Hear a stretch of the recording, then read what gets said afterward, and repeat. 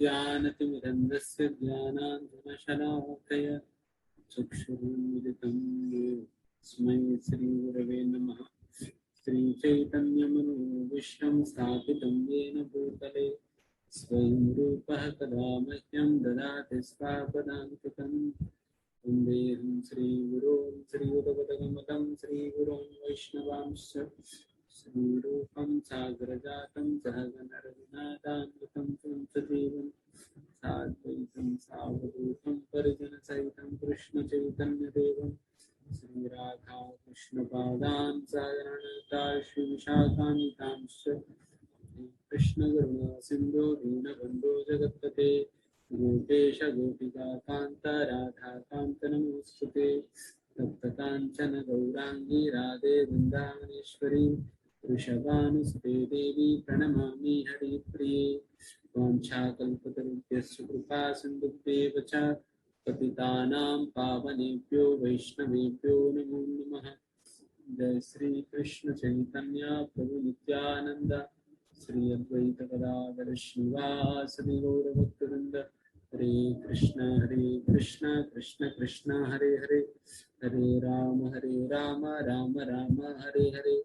नमो विष्णुपदाय कृष्णपृष्ठाय भूतले श्रीमते भक्तिवेदान्त स्वामिने नाम्ने नमस्ते सारस्वती देवी गौरवाणी प्रचारिणे निर्विशेष शून्यवादी पाश्चात्य देशतारिणे।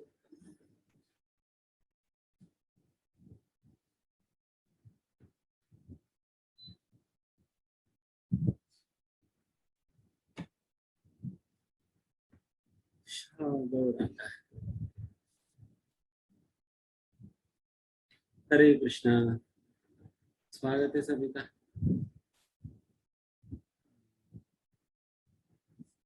भगवत गीता चौथा अध्याय 38 श्लोका से हम चर्चा करना शुरू करेंगे। 38 हो गया, करना है? करना है प्रभु।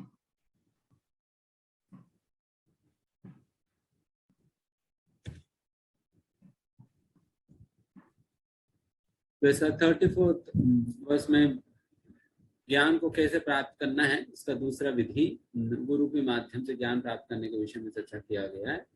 और फिर 35वां श्लोका से लगभग 38वां श्लोका तक यहाँ पर दिव्य ज्ञान प्राप्त करने से क्या फल मिल सकता है, उन चीजों के विषय में, benefits of attaining transcendental knowledge,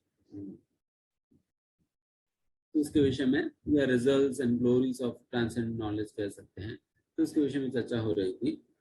तो हम 38वां श्लोक का भी चर्चा करें।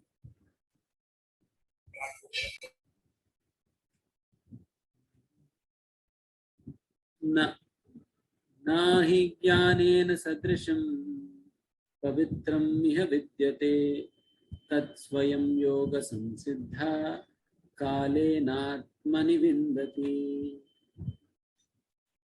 हरे कृष्ण प्रभु ji, I will try to read.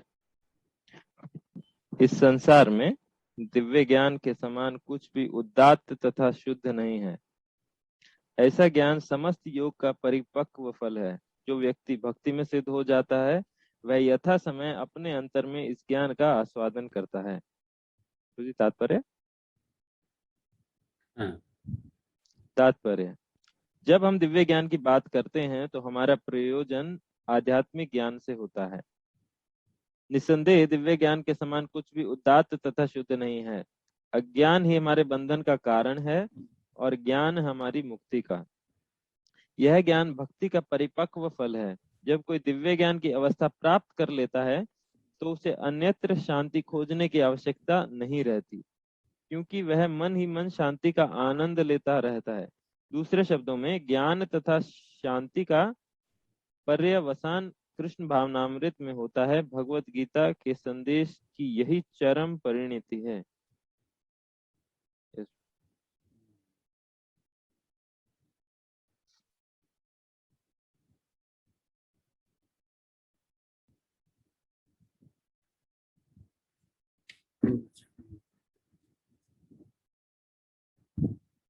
जैसे यहाँ पर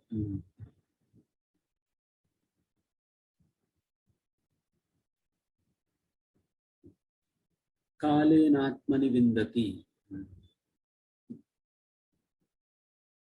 तत् स्वयं योग संसिद्धः।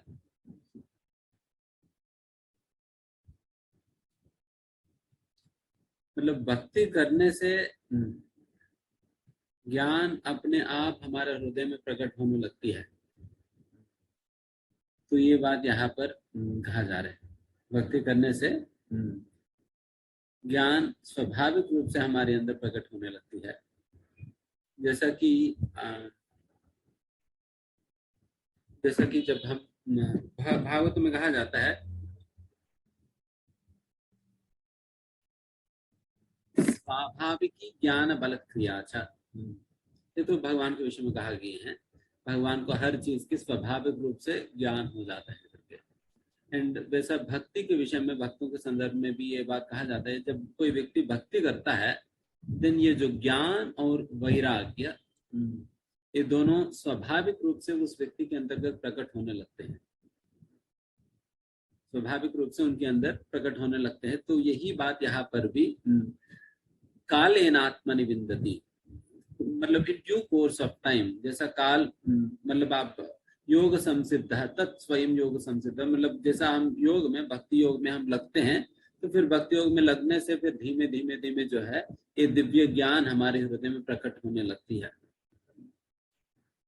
क्योंकि ये दिव्य ज्ञान जो यहाँ पर सूचित किया जा रहा है ये साक्षात्कार ज्ञान है, रियलाइज नॉलेज है। वैसा जो हम सीखते हैं वो थ्योरेटिकल नॉलेज है, वो थ्योरेटिकल नॉलेज है, बट ये यहाँ पर जो हमें प्राप्त होता है ये विज्ञान है।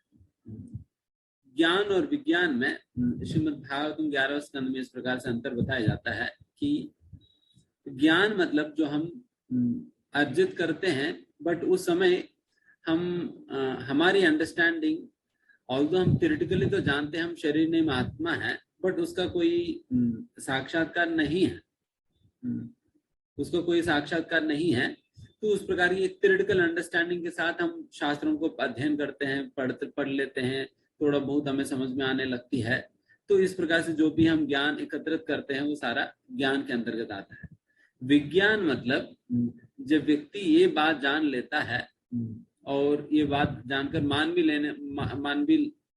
भी लग जाता है कि मैं भगवान कृष्ण की अंश हूँ और मैं कृष्ण की सेवक हूँ।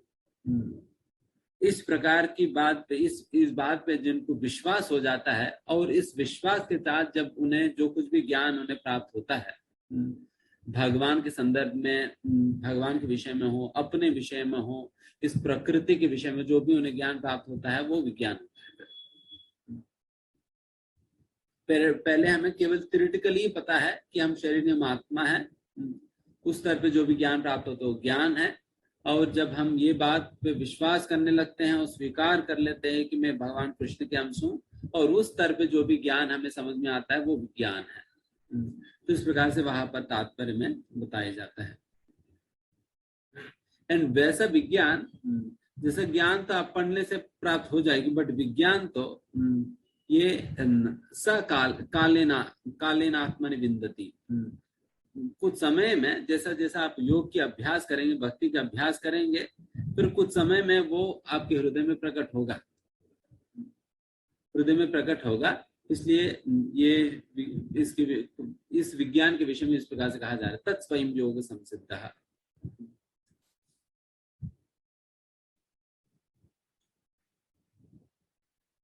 एंड यहाँ पर एक और मुख्य बात प्रभुपाद जिस तात्पर्य के अंतर्गत कहते हैं,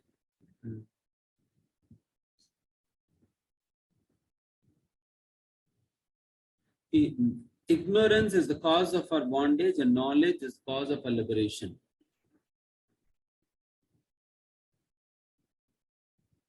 अज्ञान ही हमारा बंधन का कारण है और ज्ञान हमारा मुक्ति का कारण है।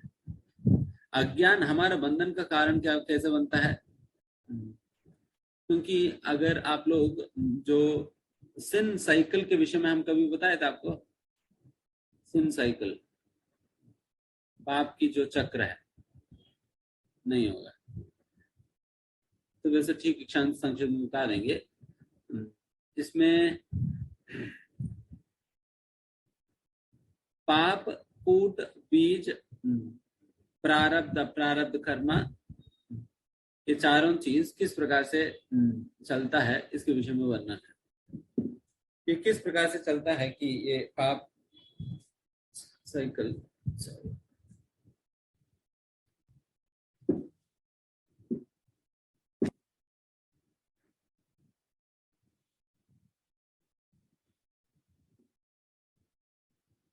बीज मतलब पाप करने की इच्छा, कूट मतलब पाप करने की प्रवृत्ति,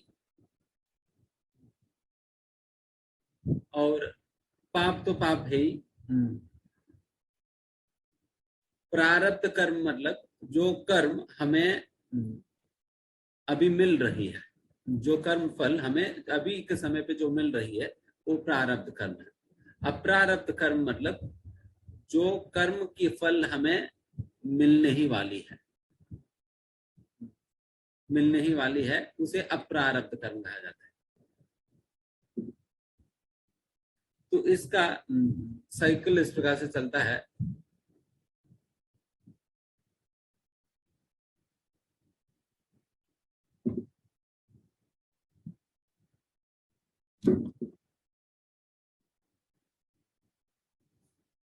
पहले हमारे अंदर पिछले जीवन की वासनाओं की वजह से कूट होता है, जो कि पाप करने का प्रवृत्ति हमारे अंदर होती है। पाप करने का प्रवृत्ति हमारे अंदर होती है, एंड उस प्रवृत्ति को जब हमें उसे पूर्ण करने के लिए कुछ योजना बनाने लगते हैं, एंड फिर उस योजना के दौरान इच्छाएं, मतलब उस कूट की प्रवृत्ति की वजह से कुछ इच्छाएं होती है, फिर उन इच्छाओं को संतुष्ट करने के लिए योजना बनाते हैं, वो बीज होता है। एंड जब आप योजना बना ही लिया तो फिर करेंगे कभी ना कभी। जब आप करेंगे वो पाप होगा। जब पाप होगा उसका पाप कर्म फल मिलेगा। वो प्रारब्ध, वो पहले अप्रारब्ध की स्तर पे होता है। अप्रारब्ध मतलब अभी आपको दी नहीं गई है, वो ऑलरेडी आपके पाप फल ऑलरेडी है, ऑलरेडी जनित हो चुकी है, क्योंकि जैसा आपने पाप कार्य किया तो अप्रारब्ध कर्म क्रिएट हो गया आपके नाम पे। एंड जब वो पक जाती है, जैसा कहते हैं ना, इनके पाप पक गया करके, तो उनकी जब पाप पक जाती है देन वो प्रारब्ध कर्म बन जाता है, एंड वो प्रारब्ध कर्म ही हमें अभी के समय पे मिलता रहता है, उसे प्रारब्ध कर्म कहा जाता है।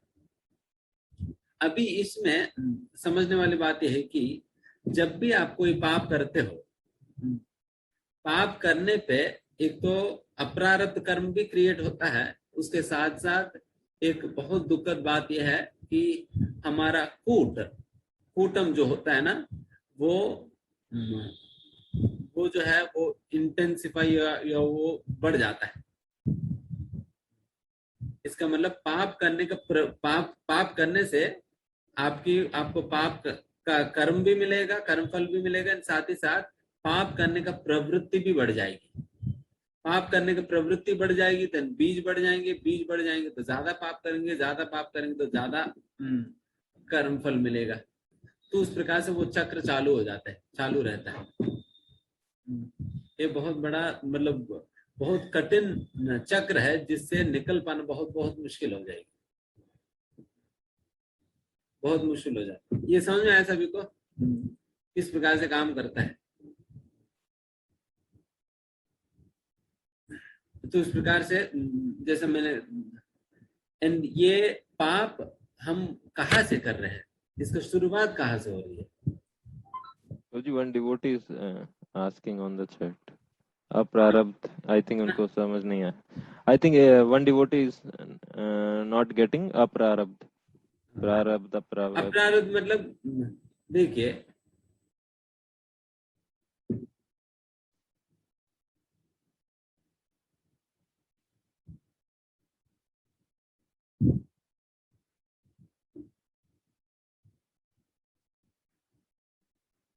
कुछ वासनाओं, जैसा आप संगति की वजह से भी कूट बनता है, संगति की वजह से भी जिस प्रकार की संगति हम करते हैं, कुछ कूटम तो हमें पिछले जीवन से हमारे साथ आता है, पिछले जीवन में जो जो कार्य किया उसकी वजह से कुछ प्रवृत्ति बनी है, वासनाएं, तो उस वासनाओं की वजह से कुछ कूटम आता है, प्रवृत्ति पाप करने का।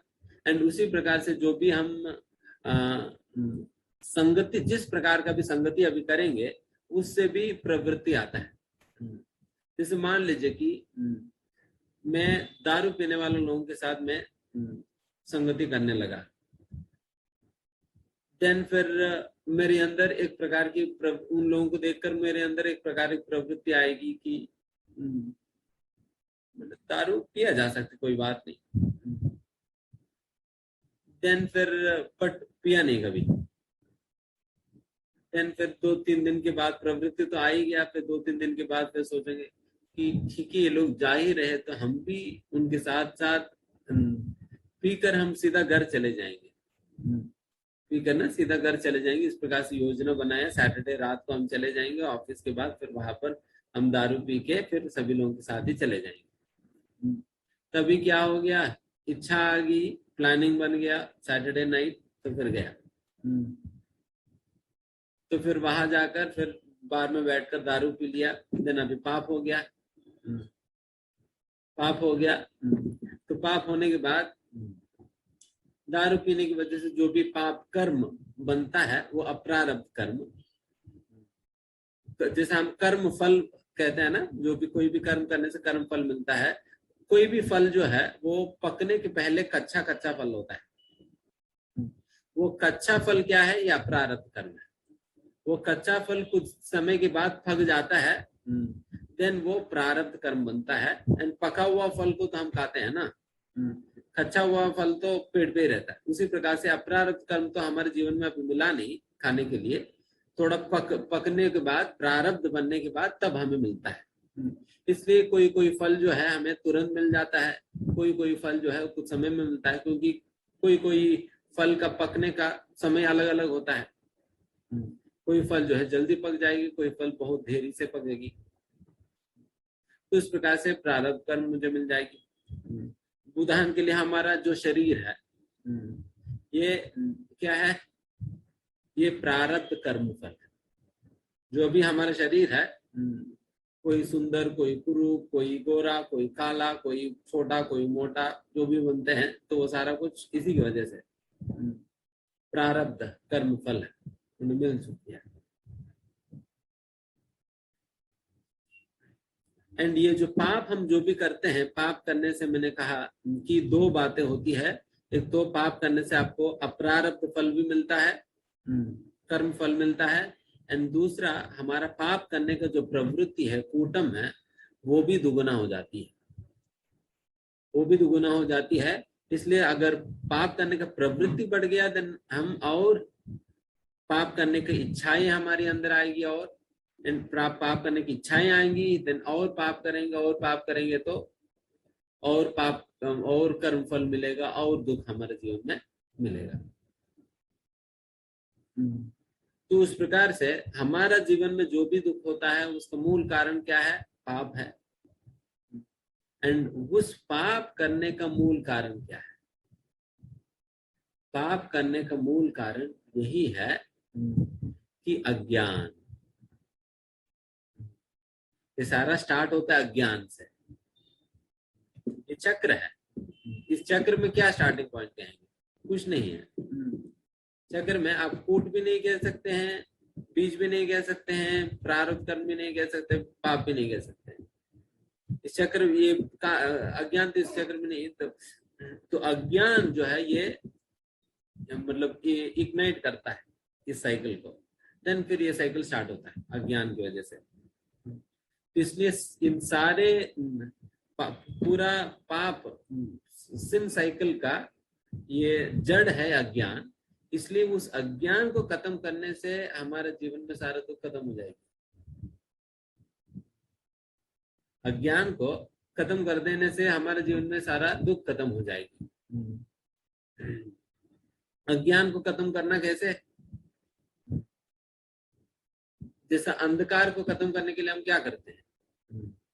अंधकार को खत्म करने के लिए हम रोशनी में आते हैं। लाइट जलाने पे अपने आप अंधकार भाग जाएगी। उसी प्रकार से ज्ञान को प्राप्त करने से अपने आप अज्ञानता भाग जाता है, अज्ञानता भाग जाता है। इसलिए क्या कहते हैं,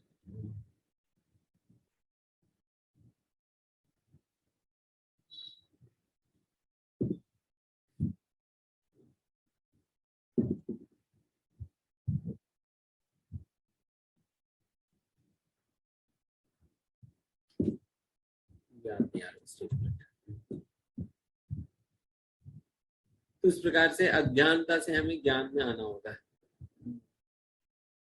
तो यही बात यहाँ पर चर्चा किया जा रहा है, उस प्रकार की विज्ञान। और यहाँ पर ये जो ज्ञान के विषय में बात किया जा रहा है, जो कि अज्ञानता को खत्म करेगी, वो विज्ञान है जो कि कालेन विन्दति करके, जो मतलब काल में धीमे धीमे हमारे हृदय में प्रकट होता है। फिर आगे बढ़ते हैं। श्रद्धावाल्लभते ज्ञानं तत्पर संयतेन्द्रियः ज्ञानं लब्ध्वा परां शांतिम अचिरेणाधिगच्छति। जो श्रद्धालु दिव्य ज्ञान में समर्पित है और जिसने इंद्रियों को वश में कर लिया है, वह इस ज्ञान को प्राप्त करने का अधिकारी है और इसे प्राप्त करते ही वह तुरंत आध्यात्मिक शांति को प्राप्त होता है। तात्पर्य, श्री कृष्ण में दृढ़ विश्वास रखने वाला व्यक्ति ही इस तरह का कृष्ण भावना भावित ज्ञान प्राप्त कर सकता है। वही पुरुष श्रद्धावान कहलाता है जो यह सोचता है कि कृष्ण भावना भावित होकर कर्म करने से वह परम सिद्धि प्राप्त कर सकता है। यह श्रद्धा भक्ति के द्वारा तथा हरे कृष्ण कृष्ण कृष्ण हरे हरे, हरे राम राम राम हरे हरे मंत्र के जप द्वारा प्राप्ति की जाती है, क्योंकि इससे हृदय की सारी भौतिक मलिनता दूर हो जाती है। इसके अतिरिक्त मनुष्य को चाहिए कि अपनी इंद्रियों पर संयम रखे। जो व्यक्ति कृष्ण के प्रति श्रद्धावान है और जो इंद्रियों को संयमित रखता है, वह शीघ्र ही कृष्ण भावनामृत के ज्ञान में पूर्णता प्राप्त करता है।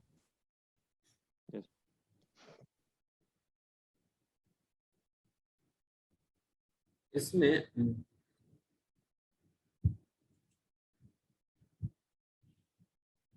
श्रद्धावान लभते ज्ञानम तत्पर संयति इंद्रियः ज्ञानम लब्ध्वा परां शांतिम अचिरेण अधिगच्छति। लास्ट श्लोक में भगवान ने क्या कहा? कालेन विन्दति ज्ञानम करके भगवान ने कहा धीमे धीमे आपको ज्ञान प्राप्त हो जाएगी कुछ समय में। दिन ये बात सुनकर अर्जुन को थोड़ा टेंशन आ गया कि अरे कितना समय लग जाएगा। आप कह रहे कि समय लग जाएगी, तो कितना समय लग जाएगा? अगर, क्योंकि शाश्वत समय की दृष्टि में एक जन्म भी तो छोटा है ना, एक जीवन भी तो छोटा है, 10 जीवन भी छोटा है, 1000 साल भी छोटे ही है, तो फिर कितना समय लग जाएगा क्या है? तो उसके विषय में फिर भगवान कहने लगे अचिरेण अधिगच्छति। अचिरेण मतलब बहुत जल्दी ही प्राप्त हो जाएगा, बहुत चिंता मत करो, बहुत जल्दी प्राप्त हो जाएगी। तो कैसे जल्दी प्राप्त हो जाएगी? श्रद्धावान लभते ज्ञानम। अगर हमारी श्रद्धा रहेगा देन हमें ज्ञान प्राप्त होगा। श्रद्धा होने पे, श्रद्धा से ज्ञान प्राप्त होगा। श्रद्धावान लभते ज्ञानम, जो श्रद्धावान व्यक्ति को ज्ञान की प्राप्ति होता है। एंड फिर उसके साथ साथ और क्या होने से ज्ञान जल्दी प्राप्त हो जाता? तत्पर संयति इंद्रियः, जो कि अपना इंद्रियों को सम्यक, मतलब वो जो अपने इंद्रियों को वो नियंत्रण में जो रख पाता है, श्रद्धा है, तो वैसा व्यक्ति को ज्ञान जल्दी प्राप्त होगा। एंड फिर वैसा ज्ञान प्राप्त करने पे ज्ञानम लब्ध्वा परां शांतिम, हमें बहुत जल्दी ही इस प्रकार की शांति हमें प्राप्त होगा। बहुत जल्दी हमें शांति की प्राप्ति होगी। बट वैसा ज्ञान प्राप्त करने के लिए दो चीजें बताई गई हैं, एक तो श्रद्धा होनी चाहिए और दूसरा संयत इंद्रिय निग्रहण होनी चाहिए। अगर ये दो होने पे हमें बहुत जल्दी हम चीजों को समझ सकेंगे, बहुत आसानी से साक्षात्कार इत्यादि चीजें हमें मिलता रहेगा। तो इसमें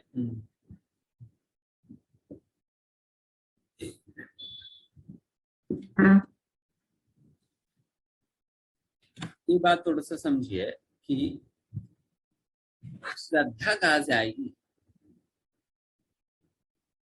ज्ञान से ही तो श्रद्धा आएगी ना, ज्ञान से श्रद्धा आएगी। बट यहाँ पर कहा जा रहा है कि श्रद्धा होने पे ज्ञान मिलेगा, तो फिर क्या अंडा पहले आएगी मुर्गी?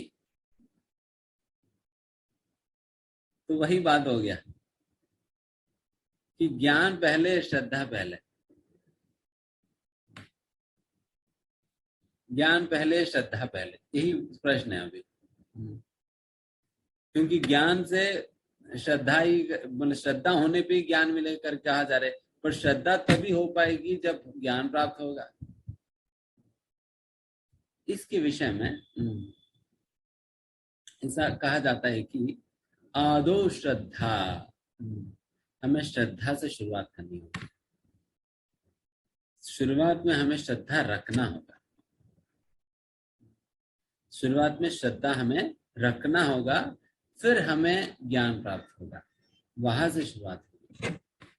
इसलिए हमें शुरुआत में आदो श्रद्धा से शुरुआत होता है। तो श्रद्धा हमें शुरुआत में रखनी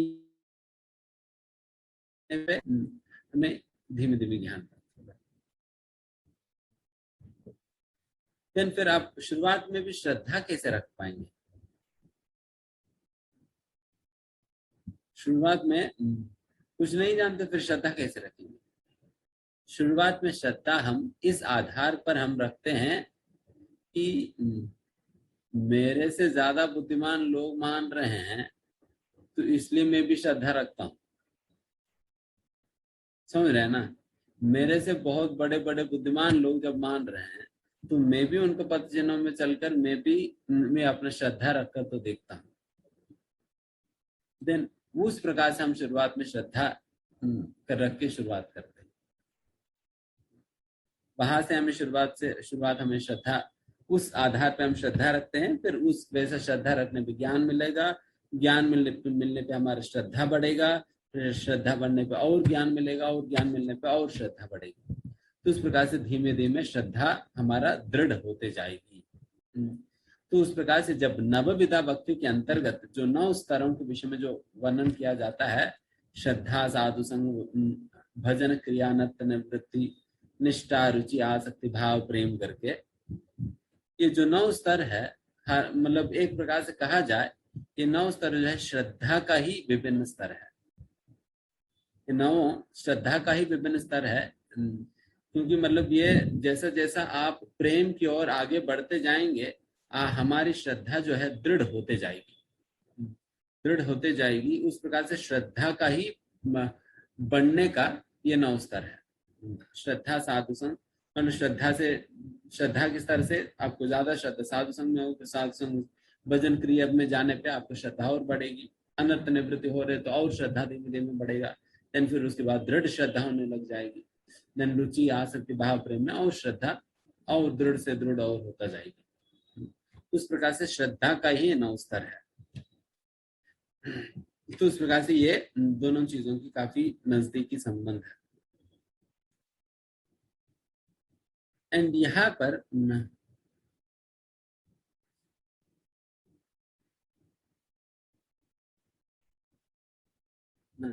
सॉरी, मैं 2 क्वालिटीज में बता रहा था, 3 क्वालिटीज यहाँ पर बेसिकली, 2 नहीं 3 है।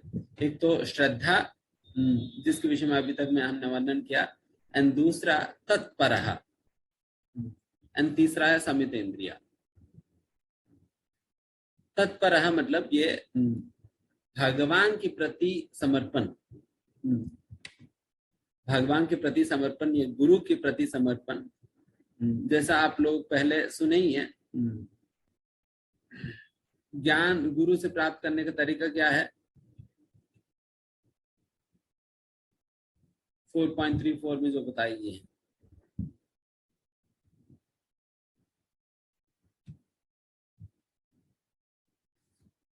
सेवा, समर्पण और सबमिशन, सबमिसिव हियरिंग, ये सब कुछ होने से आप गुरु के द्वारा दी गई ज्ञान को समझ सकेंगे। तो उसी प्रकार से यहाँ पर तत्परः शब्द का प्रयोग किया जा रहा है, इसी बात को याद दिलाते हुए कि हमें समर्पण भाव रखना होगा गुरु या भगवान के प्रति, तभी जाकर हमें ज्ञान की प्राप्ति होगा। अन्यथा अगर समर्पण की भावना नहीं हमारी अंदर, नहीं तो बेचारे गुरु बोलते जाएंगे, हमें कुछ नहीं समझ में आएगी, सारा ऊपर से निकलता जाएगी, ऊपर से निकलता जाएगी।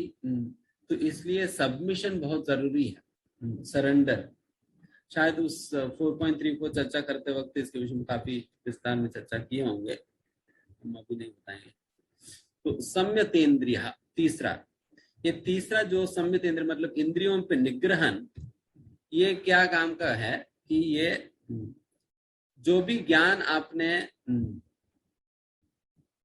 श्रद्धा की वजह से और श्रद्धा से और तत्परः से, समर्पण से जो भी आपने अर्जित किया है, उसे बनाकर रखने के लिए आपको ये संयत इंद्रिय चाहिए, इंद्रिय निग्रहण होना है। नहीं तो फिर क्या होता है कि हमने खूब भीख मांगा और फिर हमने काफी कुछ इकट्ठा किया बर्तन में, बट बाद में पता चला कि उस बर्तन में छेद है, जितना इकट्ठा किया वह सारा कुछ बह गया। तो फिर क्या हुआ, तो बर्तन में कितना बचा है, कुछ नहीं बचा, कुछ नहीं बचा।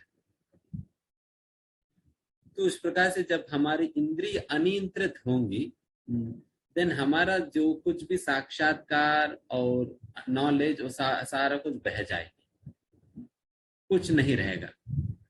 इसलिए आपकी बर्तन हमेशा खाली दिखेगा। इसलिए कई लोग कहते प्रभु जी काफी समय हो गए, कुछ समझ में तो नहीं आ रहे, मैंने खूब पढ़ा, खूब सेवा की, एक किया वो किया, बट कुछ रहा नहीं हाथ में। इसलिए कुछ रहा नहीं हाथ में बिकॉज सारा कुछ बह गया, बर्तन में छेद है, हमने देखा नहीं। इसलिए इंद्रियों को नियंत्रण में रखना होगा, इंद्रियों को नियंत्रण में रखना होगी। इंद्रियों को नियंत्रण में रखने से रिटेंशन कैपेसिटी बढ़ जाएगी। रिटेंशन कैपेसिटी मतलब ज्ञान को धारण करने का शक्ति हमें मिलेगा, ज्ञान को धारण करने का शक्ति।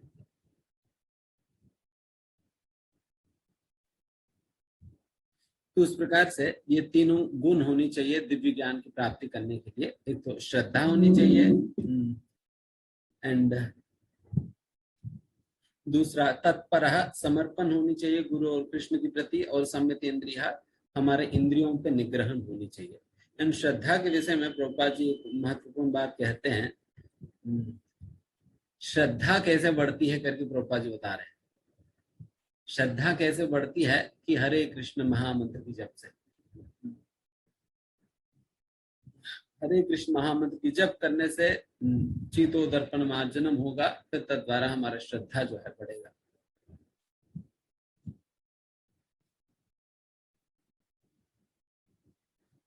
तो इस प्रकार से ये तीन बातें याद रखना है इसमें।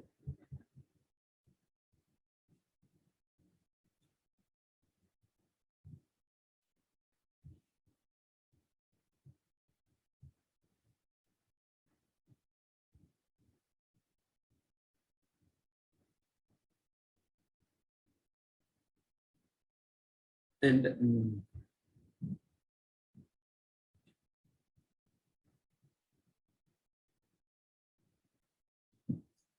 ये विश्वास जो है, विश्वास ये कोई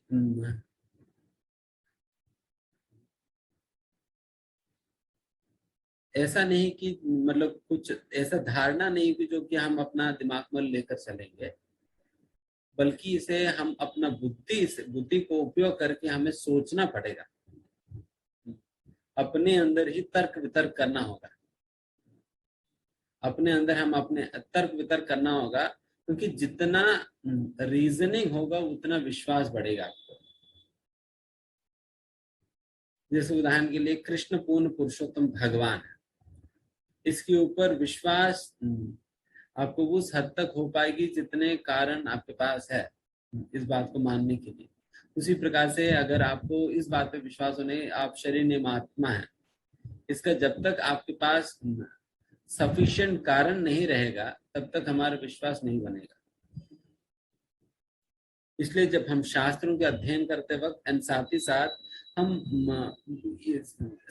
शास्त्रों की बात भी बहुत महत्वपूर्ण है, साथ ही साथ उससे ज्यादा महत्वपूर्ण है कि हम इन बातों को हम अपना बुद्धि में मनन करके हमें अपना एक लॉजिक अंडरस्टैंडिंग रीजनिंग निकालना होगा।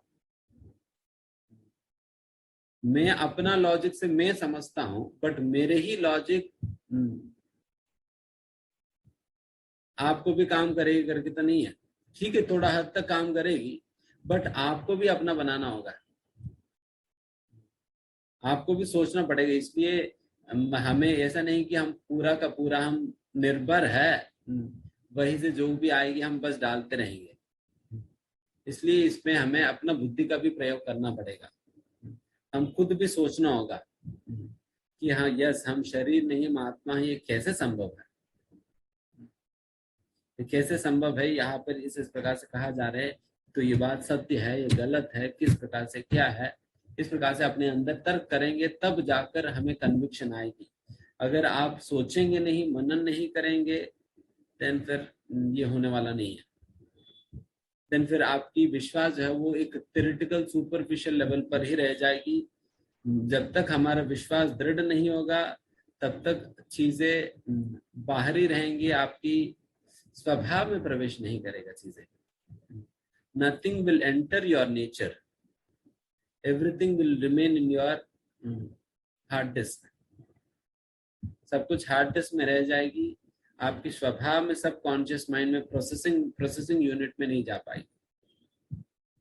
एंड अगर स्वभाव में नहीं आएगा देन फिर आपकी कार्यों में कैसे दिखेगा। कार्य में तभी दिख पाएगी जब आपकी स्वभाव में जाएगी, जब स्वभाव में जब तभी जा पाएगी जब आपका दृढ़ विश्वास है।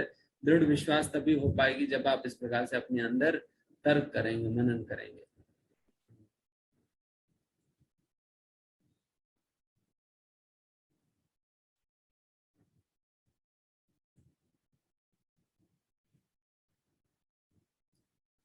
तो आगे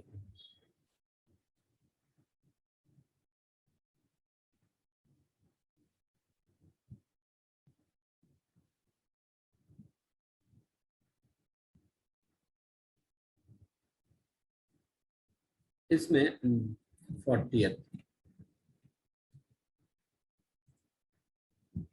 अज्ञश्च श्रद्धानश्च संशयात्मा विनश्यति नायं लोकोऽस्ति न परो न सुखं संशयात्मनः। किंतु जो अज्ञानी तथा श्रद्धा विहीन व्यक्ति शास्त्रों में संदेह करते हैं वे भगवत भावनामृत नहीं प्राप्त करते अपितु नीचे गिर जाते हैं। संशय आत्मा के लिए ना तो इस लोक में ना ही परलोक में कोई सुख है।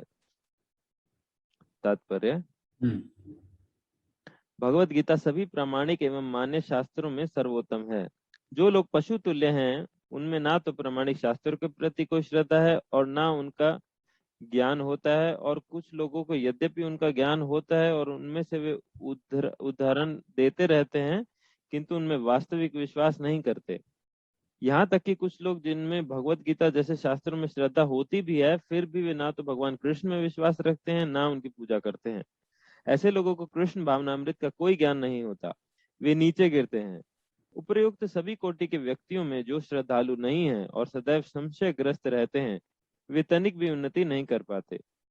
जो लोग ईश्वर तथा उनके वचनों में श्रद्धा नहीं रखते उन्हें ना तो इस संसार में और ना भावी लोक में कुछ हाथ लगता है, उनके लिए किसी भी प्रकार का सुख नहीं है। अतः मनुष्य को चाहिए कि श्रद्धा भाव से शास्त्रों के सिद्धांतों का पालन करे और ज्ञान प्राप्त करे। इसी ज्ञान से मनुष्य आध्यात्मिक अनुभूति के दिव्य पद तक पहुंच सकता है।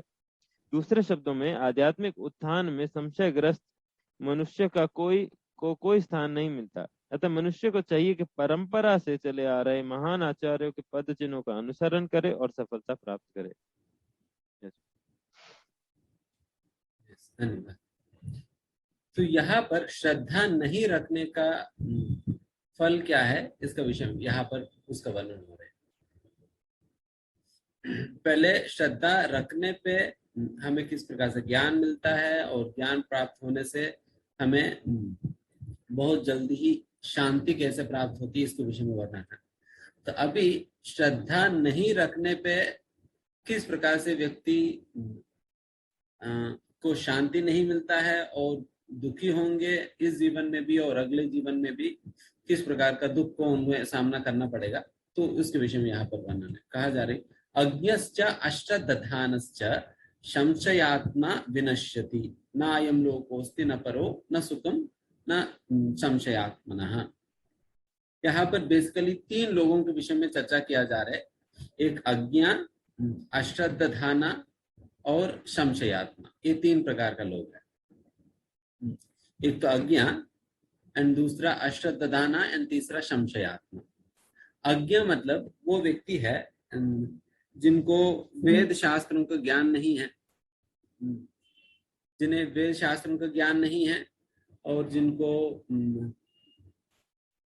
फिर मतलब वेदों पे विश्वास भी नहीं है और भगवान पे भी विश्वास नहीं है। वेद शास्त्रों का ज्ञान नहीं है और वेदों पे विश्वास नहीं है और भगवान पे भी विश्वास नहीं है, उन्हें अज्ञा कहा जाता है। ये लगभग पशु की ही तरह है, क्योंकि ना कोई ज्ञान है ना विश्वास है। एंड दूसरा अश्रद्धाना, इनमें क्या है कि इनको ज्ञान है बट विश्वास नहीं, न शास्त्रों को मानते हैं न भगवान को मानते हैं।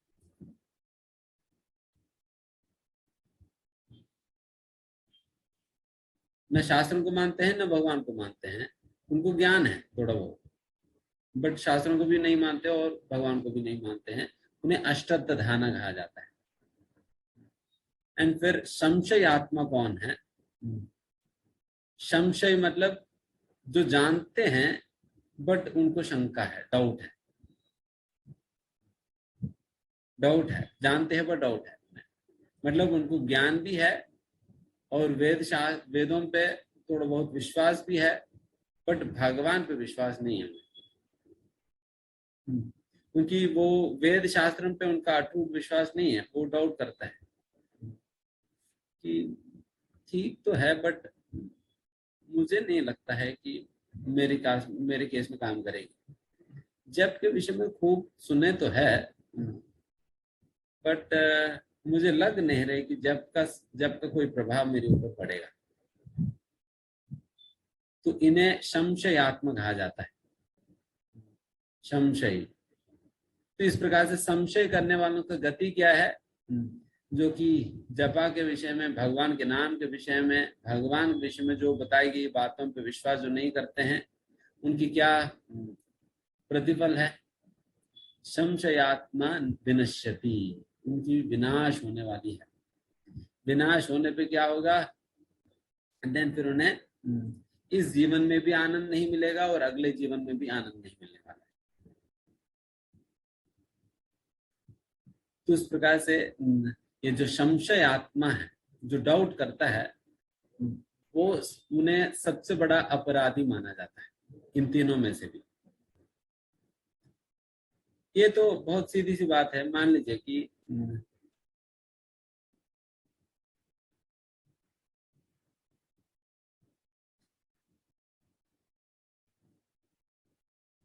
जो कि आपको बिल्कुल नहीं जानते हैं, आपको बिल्कुल नहीं जानते हैं, अगर वो आकर आपसे, आपके ऊपर किसी भी प्रकार के आरोप लगा दे कि तुमने चोरी किया है करके, देन आपको बुरा लगता है नहीं? और कोई अनजाने व्यक्ति आपके पास आकर आपके ऊपर चोरी लगा दे, कह दे, आरोप लगा दे कि आपने चोरी किया है, देन हमें बुरा लगेगा। देन वही अगर अपने घर का ही कोई व्यक्ति आपके ऊपर आरोप लगा दे, आपने चोरी किया है करके, then कैसे लगेगा? कौन सा ज्यादा बुरा लगता है? दूसरा वाला ना। फिर आपको लगे अरे ये तो मेरे बारे में इतना जानता है फिर भी मेरे ऊपर इस प्रकार के आरोप कैसे कर पा रहे हैं?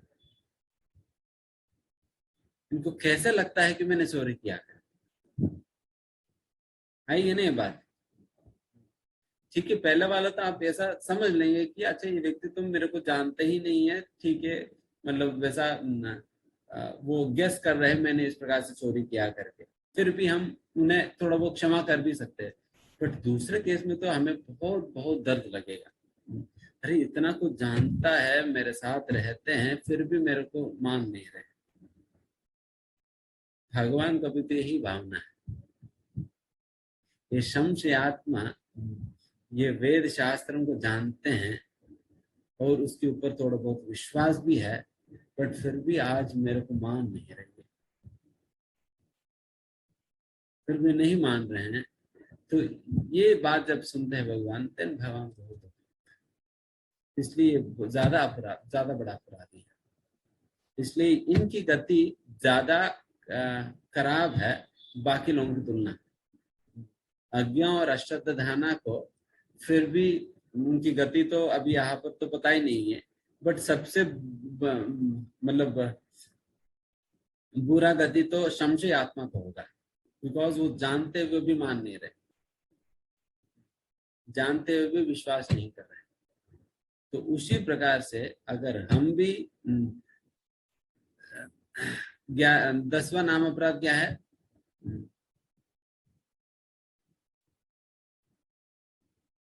हरिनाम की जप में इतना सुनकर भी हरिनाम पे विश्वास नहीं होना, भौतिक विषय आसक्ति बनाए रखना,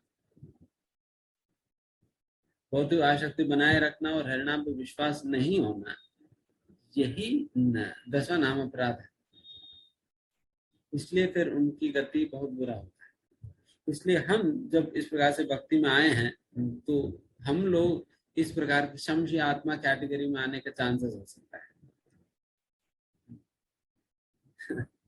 क्योंकि सुन लिया है तो जान लिया, कोई कोई बात मान लेते, कोई कोई जो बातें थोड़ा लॉजिकल साइंटिफिक नहीं लगता है, तो जी ये इतना साइंटिफिक नहीं है, इतना लॉजिकल नहीं लग रहे हैं, कैसे होता है बताइए?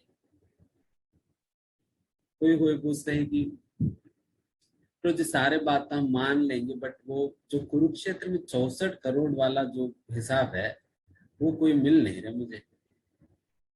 64 करोड़ लोग कैसे मरेंगे? इतने लोग एकत्रित कैसे होंगे? इतने लोग एकत्रित होंगे तो कैसे दिखेगा? और उनकी खाना पीना सोना सारा कुछ कैसे हो पा रहा था उस समय? ये तो कोई दिमाग में बैठ नहीं रहा।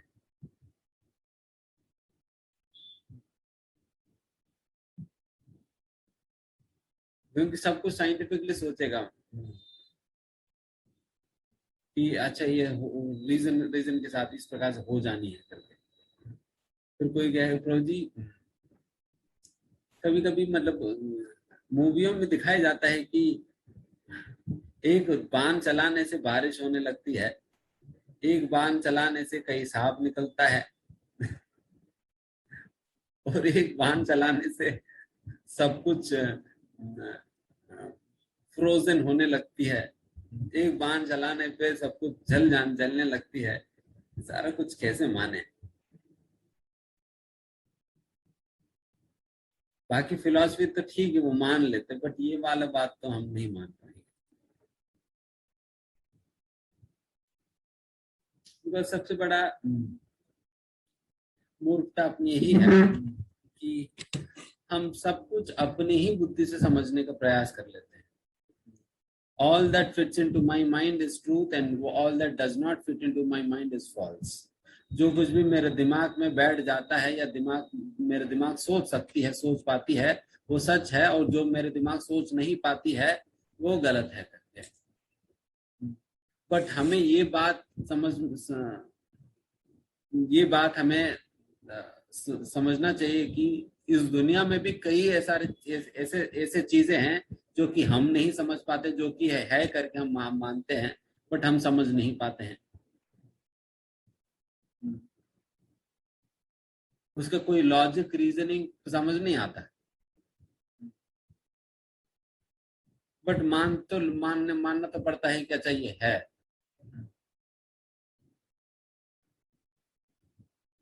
उस प्रकार से इस दुनिया के अंतर्गत भी कई ऐसा सारे चीजें हैं जिसे हमें मानना पड़ता है, जिसका कोई लॉजिक रीजन पता नहीं होने पर भी।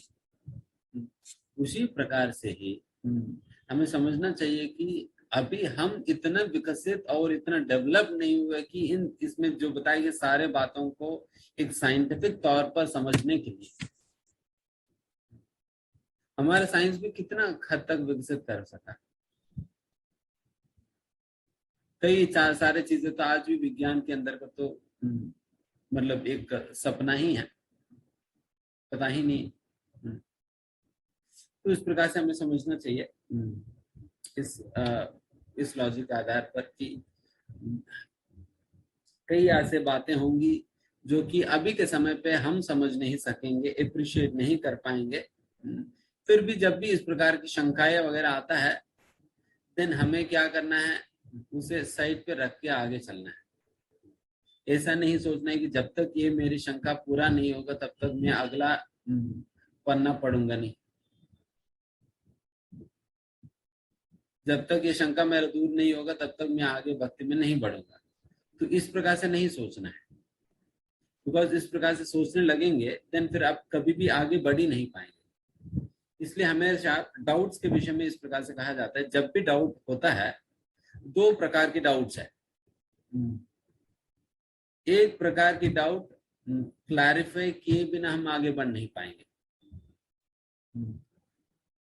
उसे क्लैरिफाई कर लेनी चाहिए, सीनियर्स के पास जाकर हो, शास्त्रों का अध्ययन करके हो, क्लैरिफाई कर लेनी चाहिए। एंड दूसरे प्रकार की हमें उसे साइड पे रख देना होगा। अगर उसके ऊपर हम बैठ जाएं, ये जब तक क्लियर नहीं होगा तो मैं आगे नहीं बढ़ूंगा, देन ये इतना जल्दी क्लियर नहीं होने वाली है। अगर आप सोचेंगे जब तक मुझे, आप मान लीजिए कि भगवद गीता की इंट्रोडक्शन पढ़ रहे हैं, तो वहां पर बताइए इस प्रकार से 64 करोड़ लोगों ने भाग लिया कुरुक्षेत्र युद्ध में, एंड 64 करोड़ लोग मर गए। एंड फिर अगर आप सोचने लगेंगे अच्छा ये 64 करोड़ लोग कहाँ से आए हैं, लोग कैसे एकत्रित हुए, क्या है, जब तक ये बात मुझे क्लियर नहीं होगा तब तक मैं बढ़ूंगा नहीं। देन कभी भगवद गीता पढ़ पाओगे? कभी नहीं होगा। तो ऐसा चीजों का हमें साइड पर रखना होगा, क्योंकि जैसे जैसे शास्त्र में विश्वास, श्रद्धा बढ़ेगी, देन फिर वैसे वैसे इन चीजों के विषय में चीजें अवगत होने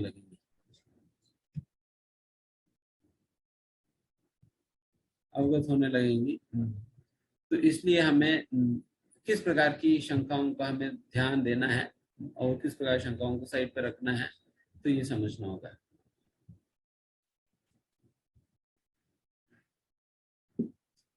जैसे उदाहरण के लिए अगर आपको इसी बात पे ही शंका है कि कृष्णा भगवान पूर्ण पुरुषोत्तम भगवान है या नहीं, देन डेफिनेटली इस प्रकार की शंकाओं को तो क्लैरिफाई करना होगा। तो लोग कृष्ण को ही क्यों पूज रहे हैं, शिव जी और बाकी लोग क्यों नहीं पूजा कर रहे हैं? अगर इस प्रकार की शंका हमारे मन में आता है, बिकॉज ये शंका अगर क्लियर नहीं है, देन फिर आप अनन्य भाव से भगवान की पूजा नहीं कर पाओगे। इसलिए इस प्रकार की डाउट्स को तो क्लैरिफाई करना होगा।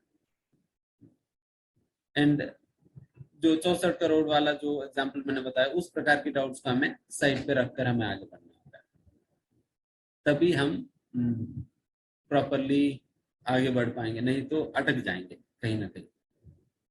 अभी समझ में आया किस प्रकार की डाउट्स को हमें कैसे डील करनी चाहिए डाउट्स के साथ। बिकॉज ये डाउट्स क्लैरिफाई करना भी बहुत महत्वपूर्ण है, क्योंकि नहीं तो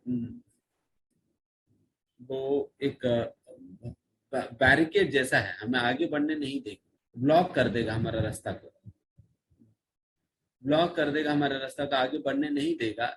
इसलिए डाउट्स को कंपलसरी क्लैरिफाई करनी चाहिए। And at the same time Prabhupada ji कई बार ये भी बात कहते हैं कि अब केवल 2-3 पन्ने पढ़कर मेरे पास मत आओ डाउट डाउट करके, अब पढ़ो, क्योंकि आप पढ़ते रहेंगे तो आपकी डाउट्स बाकी पुस्तक पढ़ने से आप क्लियर हो जाएगी। जैसे उदाहरण के लिए अगर मान लीजिए कि टीचर ABCD सिखा रही है, टीचर ने तो पहला क्लास में पहले 4 शब्द सिखाई ABCD, देन आप फिर तुरंत आप पूछने लगे कि डाउट पूछेंगे कि टीचर मुझे ये बात बताइए कि D के बाद क्या आएगी। ये वो पूछे या ना पूछे अगले क्लास में बता ही जाएगी ना, अगले क्लास में वैसे भी बता दिया जाएगी। तो उन्हें फिर सिंपली कम से कम कुछ क्लासेस तो करने देना चाहिए। देन फिर उसके बाद भी कुछ शंकाएं होती है, डाउट होता है, देन फिर पूछ सकते हैं। उसी प्रकार से जब आप बुक भी पढ़ेंगे, इसलिए प्रभुपाद जी कहे कि 2-3 पन्ने पढ़कर मेरे पास मत आओ करके, क्योंकि आप बाकी पूरा पुस्तक भी आप पढ़ने लगेंगे, देन फिर आपको ये कम से कम एक आइडिया लगेगा। देन फिर तब भी आपके अंदर डाउट है, देन फिर आप आइए पूछिए। तो उस प्रकार से हमें करते रहना होगा। अभी समझ में आया डाउट्स के साथ हमें कैसे डील करना है अपने जीवन में। एंड ये भी तो दिक्कत है कि अगर किसी को डाउट ही नहीं आ रहे तो ये भी दिक्कत है। किसी को कोई डाउट ही नहीं आता है तब भी दिक्कत है, इसका मतलब वो सोच ही नहीं रहे। बिकॉज क्वेश्चंस, जो भी प्रश्न हम पूछते हैं वो बुद्धिमान व्यक्ति का सिम्टम है।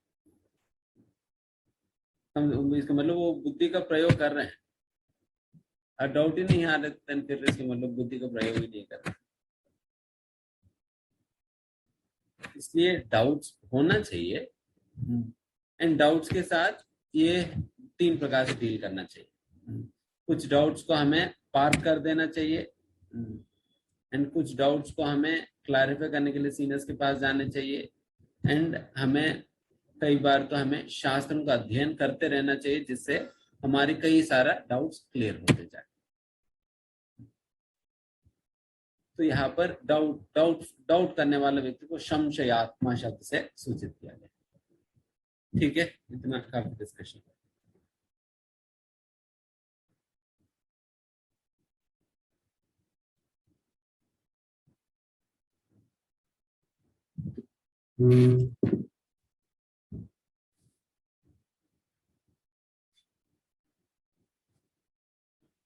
एंड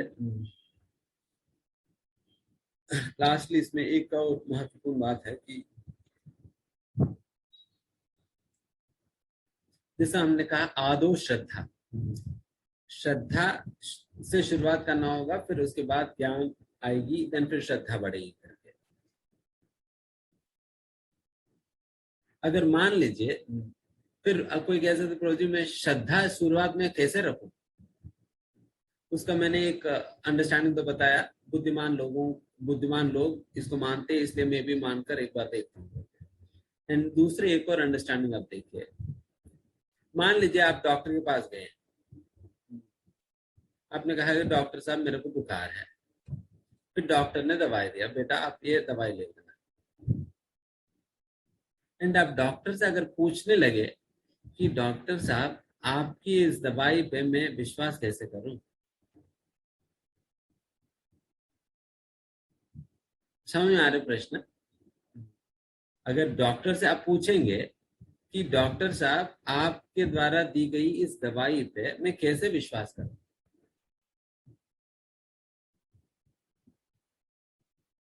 डॉक्टर क्या कहेंगे फिर? ठीक है, विश्वास नहीं रखना है तो मत रखो, जाओ फिर। तो फिर आए किस लिए तुम? नहीं रखना है तो मत रखो, चले जाओ। जब डॉक्टर के पास जाने का मतलब ही ये हुआ कि डॉक्टर के द्वारा दी गई दवाई पे विश्वास रखना ही होगा ना। उस विश्वास रखते हुए फिर जब आप दवाई लोगे देन फिर दवाई काम करेगा, देन आपका विश्वास मजबूत होगा। दूसरी प्रकार से कई लोग आकर चैंटिंग करने के पहले ही कह देते हैं तो विश्वास नहीं हो रहे। तो एग्जैक्टली उसी प्रकार का मूर्ख है जो कि डॉक्टर के पास बुखार दिखाने गए, फिर डॉक्टर दिया दवाई और फिर कह रहे कि मुझे आपकी दवाई पे विश्वास नहीं है। बिल्कुल मूर्खता है ये। तो उसी प्रकार की मूर्खता है। तो दवाई लीजिए, फिर आपको बीमारी ठीक होगी, नहीं होगी तो फिर ऑब्वियसली विश्वास नहीं होगा, होगी तो विश्वास बढ़ेगी। बट डेफिनेटली डॉक्टर के पास जाते वक्त तो हम डॉक्टर के विषय में जानकर ही जाते हैं कि डॉक्टर सही दवाई देता है। इससे नहीं किसी भी डॉक्टर के पास, कोई भी व्यक्ति के पास चले जाएंगे।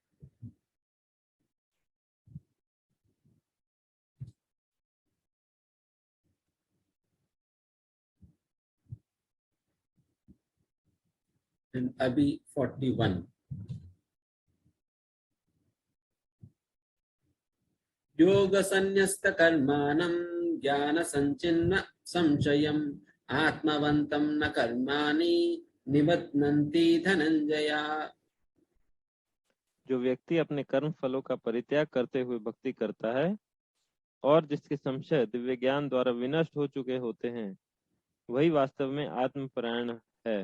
हे धनंजय, वह कर्म के बंधन से नहीं बंधता।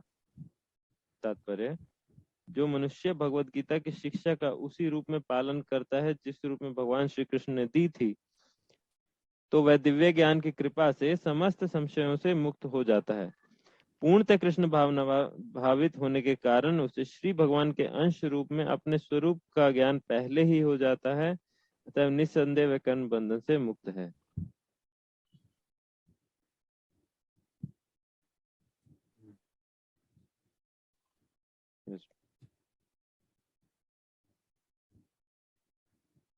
यहाँ पर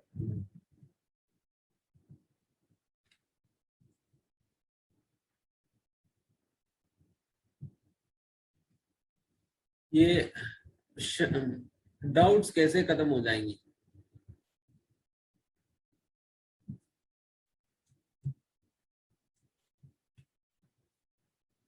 डाउट्स खत्म करने के लिए 3 बातें हैं। एक तो जैसा हमने पहले कहा, एक तो आप वरिष्ठ भक्तों से पूछिए, एंड दूसरा शास्त्रों का अध्ययन आप जारी रखिए, एंड तीसरा जो यहाँ पर कहा जा रहा है योग संन्यस्त कर्माणम, ये तीसरा तरीका है अपना डाउट्स को खत्म करने का। ये किस प्रकार की डाउट्स खत्म कर देती है? जिस प्रकार की जो डाउट्स आपने पार कर लिया ना, जो कुछ डाउट्स को मैंने कहा था कि आप अभी पार कर लो, बाद में उस देखेंगे, वो सारे डाउट्स कैसे क्लैरिफाई होंगी? योग संन्यस्त कर्माणम के द्वारा। ये काफी महत्वपूर्ण बात है समझने के लिए। जो हमने छोड़ रखा है, जैसे 64 करोड़ वाला बात हो या धनुष बाण चलाने वाले बातों के विषय में हो, हमारे शास्त्रों के विषय में हो, कई बार जो डाउट्स आता है उस प्रकार की डाउट्स को कैसे क्लैरिफाई होता है? योग संन्यस्त कर्मान। योग संन्यस्त कर्मान मतलब जो भी निष्काम भावना से भगवान की प्रसन्नता के लिए जब आप भक्तिमय सेवा करोगे, उस सेवा से आपको ज्ञान प्राप्त होगा, उस ज्ञान से ये सारा डाउट्स क्लैरिफाई हो जाएंगे, सारे डाउट्स क्लैरिफाई हो जाएंगी। उसके लिए आप अलग से कितना भी लॉजिक अपना, वो आपको कहीं पर कुछ लॉजिक नहीं पता चलेगी उस डाउट्स को क्लैरिफाई करने की। कौन सा लॉजिक कहाँ से उठा कर ले आएंगे आप, कितने चीजें समझ लेंगे साइंस के द्वारा? बिकॉज शास्त्र में भगवान के विषय में कहा गया ना, अधोक्षजः न भवेत् ग्राह्यम् इंद्रियैः। अपना भौतिक इंद्रियों के माध्यम से और भौतिक इंद्रियों के द्वारा बनाई गई विज्ञान के माध्यम से या भौतिक इंद्रियों के द्वारा समझी गई विज्ञान के माध्यम से भगवान को समझा नहीं जा सकता है किस करके शास्त्रों में पहले से ही बताएंगे। और फिर वैसा जिस भगवान को शास्त्रों की मतलब विज्ञान के द्वारा जो समझाई नहीं जा सकता है, वैसा भगवान को आप इस प्रकार की तर्क के आधार पर कैसे समझ पाएंगे? इसलिए कभी ये नहीं हो पाएगी। कंप्लीटली भगवान को इस प्रकार समझा नहीं जाता है। तो इसलिए यहाँ पर ये विधि दी गई है, योग संन्यस्त कर्मान। when we perform unmotivated devotional service, जब हम अहेतु की भक्ति की अभ्यास जब करेंगे, उस प्रकार की सेवा हम करेंगे, देन उस सेवा से हमें साक्षात्कार प्राप्त होगी। एंड उस साक्षात्कार से इस प्रकार की शंका ये सारा खत्म हो जाएगी। इसलिए अभी कई मतलब हम इसलिए बात बार बार कह रहे हैं कि क्योंकि मोस्टली कई लोग इसी जो शंका है इस प्रकार से योग संन्यस्त कर्मानंद से नाश होता है, उन्हीं डाउट्स को लेकर वाद विवाद करते रहते हैं। प्रभु जी कैसे हम मानते हैं ये बात, कैसे मानते हैं ये बात कैसे हो सकता है, ये कोई साइंटिफिक नहीं है, ऐसा है वैसा है। इन्हीं बातों को लेकर लोग झगड़ा करते रहते हैं। बट यहाँ पर क्लियरली बताई गई उस प्रकार के डाउट जो है आपको इस प्रकार की योग संन्यास्त कर्मानंद के द्वारा फुलफिल होगा। इसलिए उस प्रकार की डाउट्स को हमें साइड पे रख के आगे बढ़ना होगा। ये बात क्लियर है सभी को?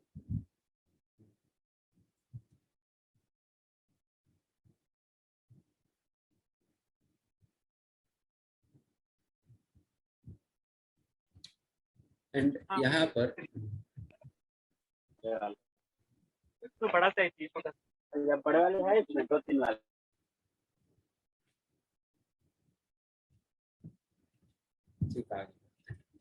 तस्मादज्ञान संभूतं हृत्स्थं ज्ञानासीनात्मनः चित्वैनं संशयं योगम् आतिष्ठोत्तिष्ठ भारत।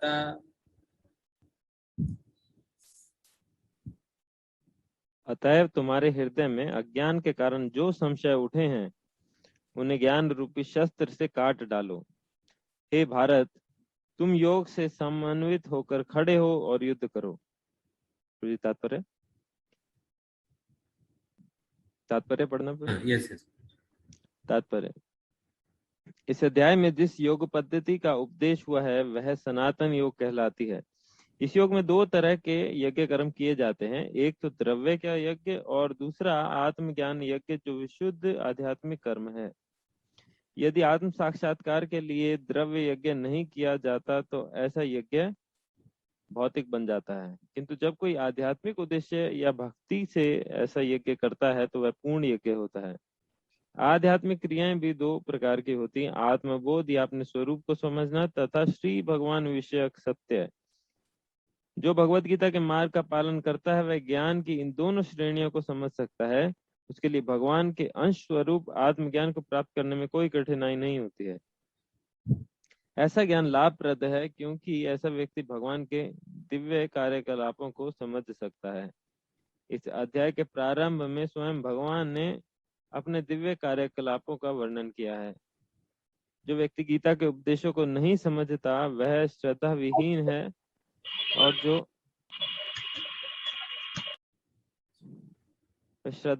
है और जो भगवान द्वारा उपदेश देने पर भी भगवान के सच्चिदानंद स्वरूप को नहीं समझ पाता तो यह समझना चाहिए कि वह निपट मूर्ख है। कृष्ण भावनामृत के सिद्धांतों को स्वीकार करके अज्ञान को क्रमशः दूर किया जा सकता है। यह कृष्ण भावनामृत विविध देव यज्ञ, ब्रह्म यज्ञ, ब्रह्मचर्य यज्ञ, गृहस्थ यज्ञ, इंद्रिय संयम यज्ञ, योग साधना यज्ञ, तपस्या यज्ञ, द्रव्य यज्ञ, स्वाध्याय यज्ञ तथा वर्णाश्रम धर्म में भाग लेकर जागृत किया जा सकता है। ये सब यज्ञ कहलाते हैं और ये सब नियमित कर्म पर आधारित हैं, किंतु इन सब कार्यकलापों के भीतर सबसे महत्वपूर्ण कारक आत्म साक्षात्कार है। जो इस उद्देश्य को खोज लेता है वही भगवत गीता का वास्तविक पाठक है, किंतु जो कृष्ण को प्रमाण नहीं मानता वह नीचे गिर जाता है। अतः मनुष्य को चाहिए कि वह सेवा तथा समर्पण समेत किसी प्रामाणिक गुरु के निर्देशन में भगवत गीता या किसी अन्य शास्त्र का अध्ययन करे। प्रामाणिक गुरु अनंत काल से चले आने वाली परंपरा में होता है और वे परमेश्वर के उन उपदेशों से तनिक भी विपथ नहीं होता जिन्हें उन्होंने लाखों वर्ष पूर्व सूर्यदेव को दिया था और जिनसे भगवत गीता के उपदेश इस धराधाम में आए। अतः गीता में ही व्यक्त भगवत गीता के पथ का अनुसरण करना चाहिए और उन लोगों से सावधान रहना चाहिए जो आत्मश्लाघावश अन्यों को वास्तविक पथ से विपथ करते रहते हैं। भगवान निश्चित रूप से परम पुरुष हैं और उनके कार्यकलाप दिव्य हैं। जो इसे समझता है वह भगवत गीता का अध्ययन शुभारंभ करते ही मुक्त होता है।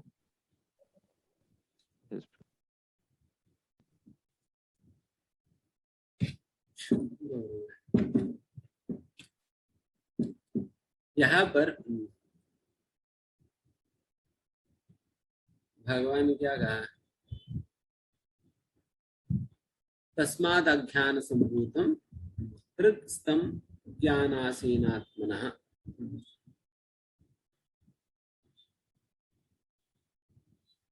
जो हृदय में अज्ञान है उसकी वजह से जो आया हुआ इन शंकाओं को अब ज्ञान से आप काट दो। काटने के बाद चित्वैनम संशयम योगम आतिष्ठोत्तिष्ठ भारत। देन फिर तुरंत भगवान ने कहा अर्जुन से, तुम खड़े होकर युद्ध करो। देन ये बात सुनकर अर्जुन थोड़ा विचलित हो गया। फिर अभी तक तुम तो ज्ञान की बात कर रहे हैं, ज्ञान तो पढ़ने से आएगी, तो पढ़ने जाना चाहिए, तो तुम तो अभी युद्ध करने के लिए कह रही हो, कौन सी बात बनता है? वही तो है ना। अभी तक तो आप ज्ञान की बात कर रहे हैं, तो ज्ञान तो हमें शास्त्रों का अध्ययन इत्यादि करने से मिलेगा। आप तो अभी फिर युद्ध करने के लिए कह रहे, तो फिर युद्ध करने से थोड़ी ज्ञान, मतलब युद्ध क्यों करने के लिए कहा जा रहा है? तो दो बातें फिर दोबारा वो कंफ्यूज हो जाती है। इसलिए 5वां अध्याय फिर उसी प्रकार शुरुआत होता है। दोबारा हम बताएंगे वहां पर।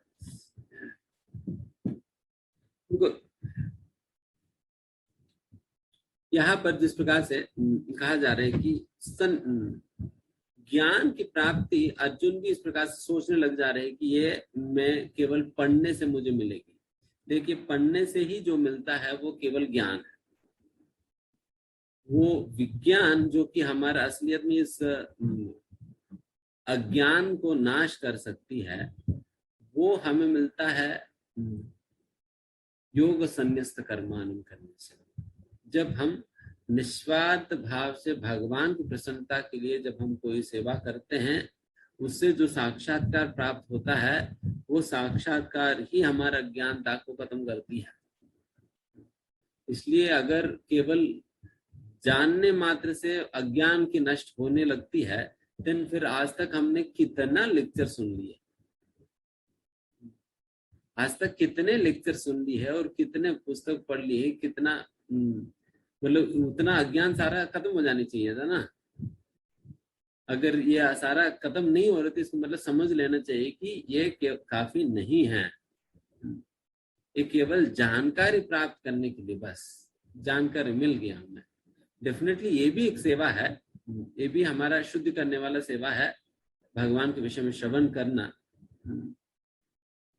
But at the same time ये बात तो जानना चाहिए कि हमें अल्टीमेटली ये निस्वार्थ भाव भगवान की प्रसन्नता के लिए सेवा हमें करना है। सेवा करने से तभी हमें साक्षात्कार ज्ञान प्राप्त होगा। एंड उस ज्ञान के आधार पर अज्ञान खत्म हो जाएगी। देन अज्ञान खत्म होने पे पाप खत्म होगा, पाप खत्म होने पे देन हमारा जीवन में सारा दुख खत्म हो सकती है। तो उस प्रकार इसलिए यहाँ पर दिव्य ज्ञान के विषय में यहाँ पर भगवान ने बहुत विस्तार रूप से इस अध्याय के अंतर्गत चर्चा किया। तो यहाँ पर हम समाप्त करते हैं। किसी कोई प्रश्न है तो अभी चर्चा कर सकते हैं।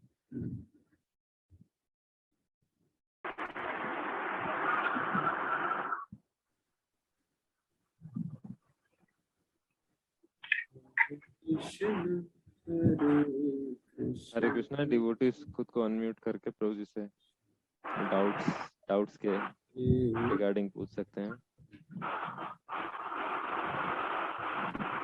हरे कृष्णा प्रभु जी, दंडवत प्रणाम। प्रभु जी, जो 41 श्लोका है योग संन्यस्त कर्मणाम, उसमें जो प्रभुपाद योग वर्ड को डिफाइन कर रहे हैं, तो उसमें प्रभुपाद लिखते हैं बाई डिवोशनल सर्विस इन कर्म योगा। तो कर्म योगा में डिवोशनल सर्विस का क्या मीनिंग है, इसको कैसे समझोगे? डिवोशनल सर्विस एंड कर्म योगा मतलब यही है कि जो हम कार्य करके फलों को जो भगवान को अर्पण करेंगे, कार्य करके जो फलों को भगवान को अर्पण करेंगे, वही कर्मयोग भी कह सकते हैं और डिवोशनल सर्विस कर्मयोग भी कह सकते हैं।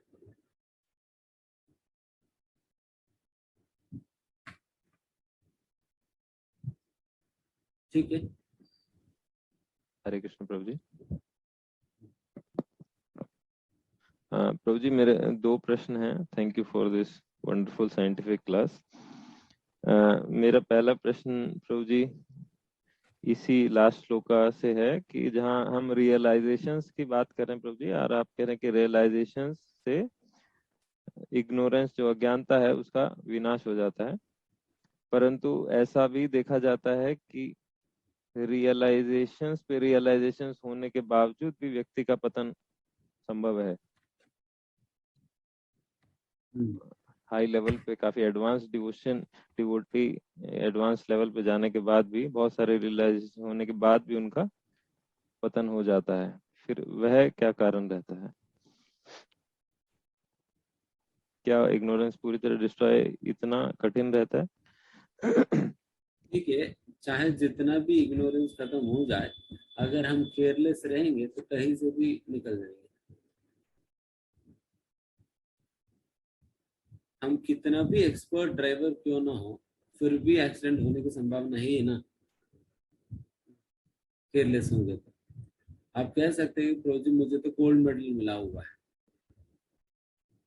अच्छी बात है कि आपको गोल्ड मेडल मिला हुआ है, बट फिर भी अल्टीमेटली सड़क पे चलते वक्त तो सतर्क होकर ही चलाना होगा ना। आप केयरलेस नहीं हो सकते हैं, मैं एक्सपर्ट ड्राइवर हूं करके, तो वहां पर भी हमें सतर्क होकर ही चलना होगा। तो उसी प्रकार से भक्ति में भी हम चाहे हम एक्सपर्ट हो सकते हैं, काफी पहुंचे हुए भक्त हो सकते हैं, बट फिर भी सतर्कता कहीं पर हमें मतलब उसे डाइल्यूट नहीं करना है। तो वही कारण तो ना भरत महाराज के साथ हुआ, वो केयरलेस हो गए थे, केयरलेस हो गए थे, देन फिर पता नहीं हुआ। समझना है ना? Yes Prabhu ji, but means क्या कोई ऐसा प्रैक्टिकल मेथड भी है जिसको फॉलो करके हम जो रियलाइजेशन, जैसे हम कभी धाम जाते हैं तो काफी रियलाइजेशन होते हैं, बट फिर वापस इस शहर में वापस आते हैं तो इससे कर्मी लाइफस्टाइल थोड़ा रहता ही है, देन फिर वो रियलाइजेशन एक तरीके से लुप्त हो जाते हैं। एंड क्या कोई संजो के रखने का कुछ ऐसा मेथड रहता है so that we can keep remembering our realizations, because वो बहुत मुश्किल से आते हैं फिर गायब भी हो जाते हैं।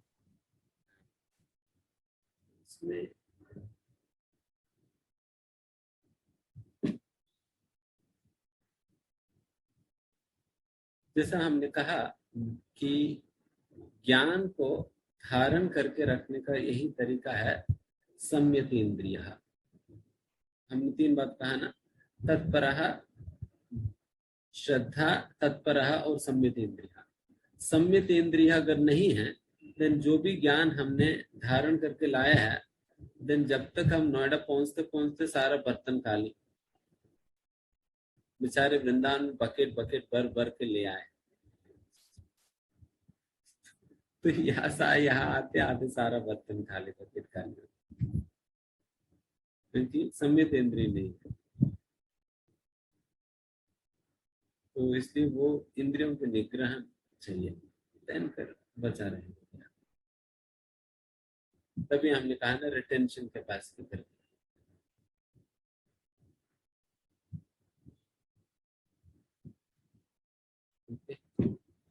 यस, महादेव प्रभु।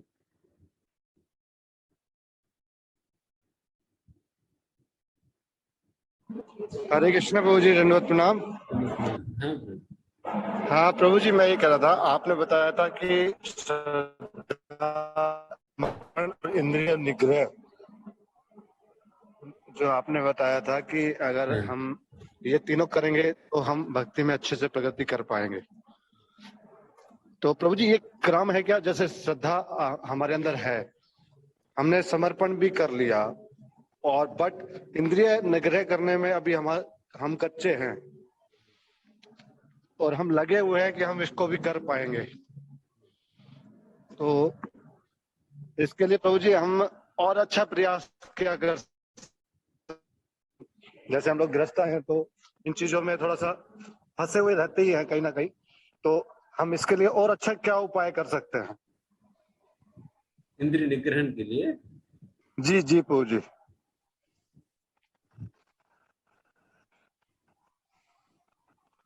इंद्रिय निग्रहण के लिए जैसा हमें सूचित किया गया है कि सारे इंद्रियों को भगवान की सेवा में लगाना। सबसे पहला तो हमें देखना होगा कि मेरे सारे इंद्रिय सही प्रकार से भगवान की सेवा में लगी है या नहीं, पर्याप्त मात्रा में भी।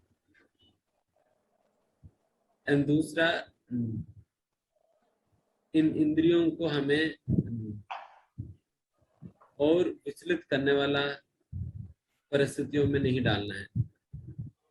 मतलब इंद्रियों को अपना जो खाना है, हर इंद्रिय का अपना अपना खाना होता है। मुंह के लिए अपना खाना, आंखों के लिए अपना खाना, बुद्धि के लिए अपना खाना। तो इस प्रकार से हर एक इंद्रिय का अपना अपना खाना होता है। वो खाना थोड़ा सा कंट्रोल पर रखना होता है। ओके। तो उस प्रकार से उसे भूखे रखना है हर इंद्रिय को। जी। एक तो हमें उसे भगवान की सेवा में लगा कर रखनी है, एंड दूसरा हमें उसे गलत चीजों से भूखे रखना है। एंड तीसरा, ये भी भागवत में कहा जाता है कि अगर हम अपने आहार में नियंत्रण करेंगे, मतलब उपवास इत्यादि चीजें करेंगे, तो फिर ऑटोमेटिकली हमारा सारा इंद्रिय जो है वो कमजोर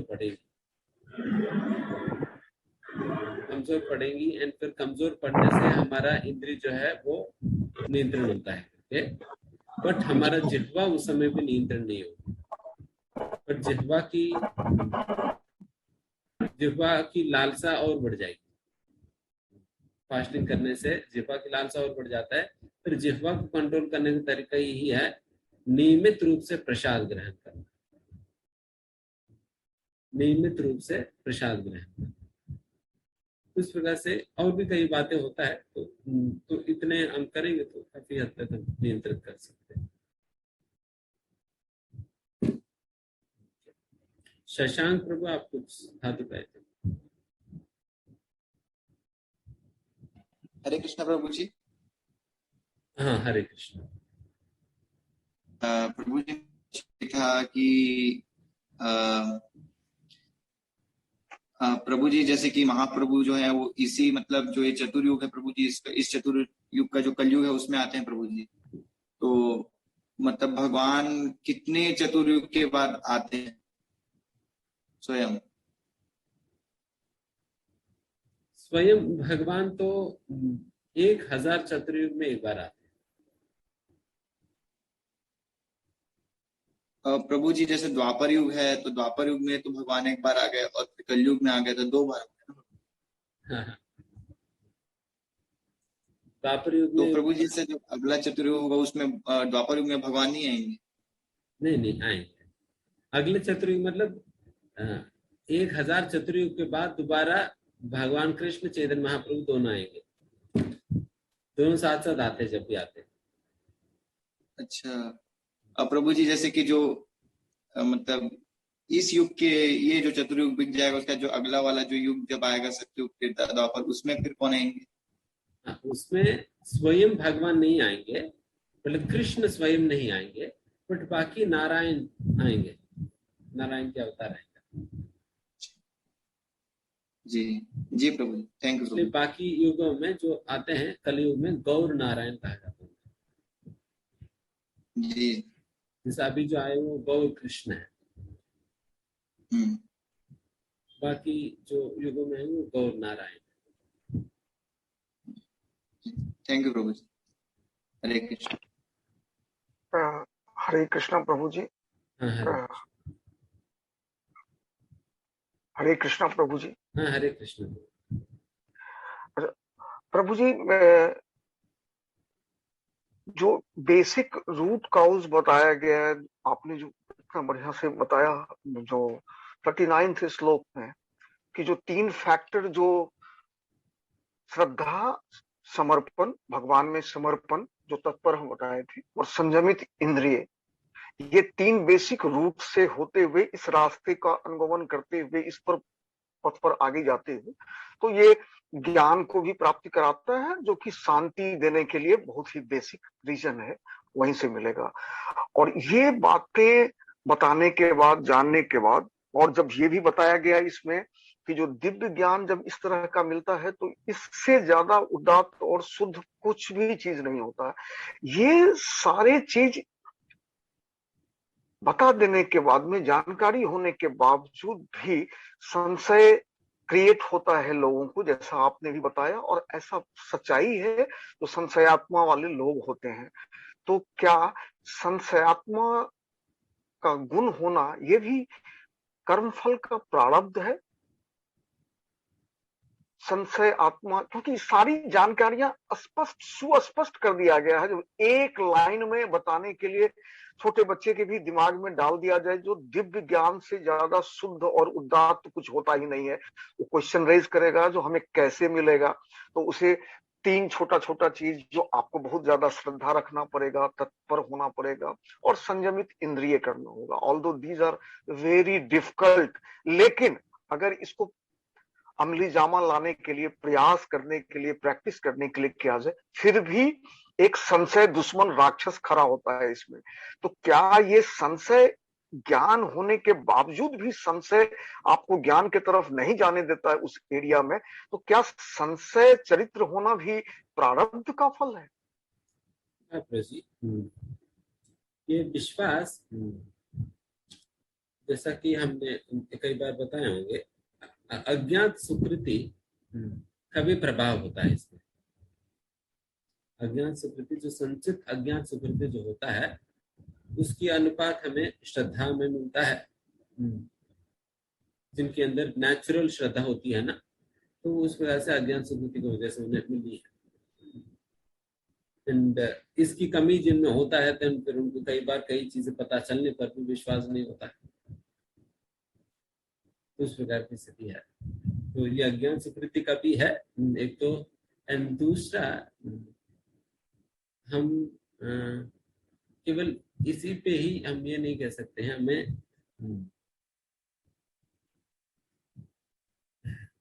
जैसा आप कह सकते हैं प्रोजी,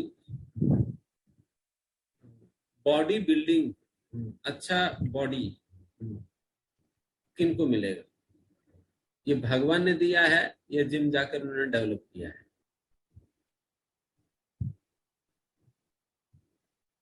समझ में आया ना?